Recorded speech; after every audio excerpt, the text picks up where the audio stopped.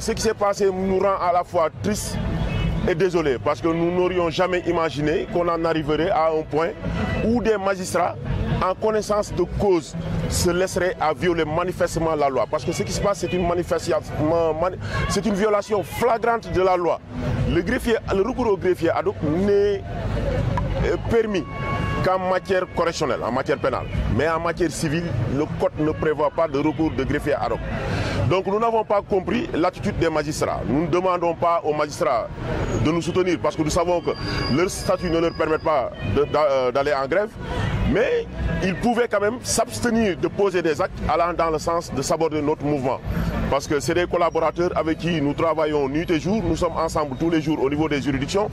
S'ils ne peuvent pas nous soutenir par rapport à cette épreuve extrêmement difficile face à cette injustice que nous subissons depuis des années, ils pouvaient au moins s'abstenir de poser des actes pour saborder notre mouvement.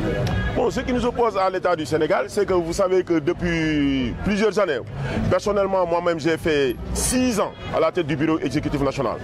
Et ce sont les revendications, ce sont les mêmes revendications qui sont revenues. L'actuel secrétaire général a fait 5 ans, ce qui fait 11 ans. Donc durant 11 ans, les travailleurs de la justice sont en train de lutter pour que cette injustice-là que nous subissons depuis belle lurette soit réparée. Nous avions eu un accord avec le gouvernement du Sénégal. L'Assemblée nationale du Sénégal, à travers nos élus, a voté une loi de finances rectificative portant sur 5 milliards de francs CFA destinés aux indemnités dues au travail de la justice. Donc on commencé à dire que cette somme était exorbitante. Nous avons fait des concessions. La somme a été ramenée à 2 milliards de francs CFA. Toujours, ils ont voulu amener certains problèmes. Nous avons continué à faire des concessions.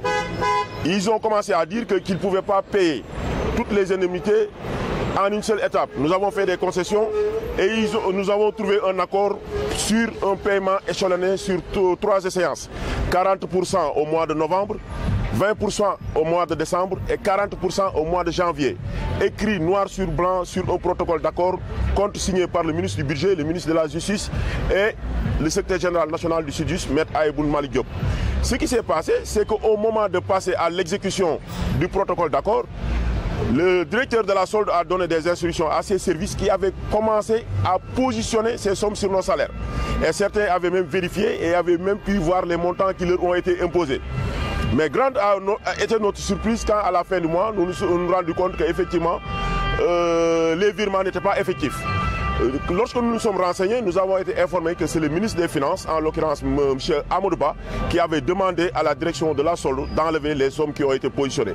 Ce qui constitue un précédent extrêmement grave et dangereux à la fois. C'est pourquoi le Sud-Est a dit que nous ne pouvons pas laisser cette forfaiture prospérer. C'est pourquoi depuis quelques jours, nous sommes en mouvement de grève et nous n'entendons pas reculer d'un seul iota.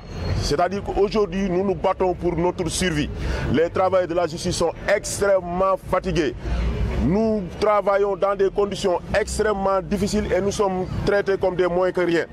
Et cette situation-là, nous voulons que cette situation-là cesse. Aujourd'hui, nous avons entamé le mortal combat et nous jurons, Inch'Allah.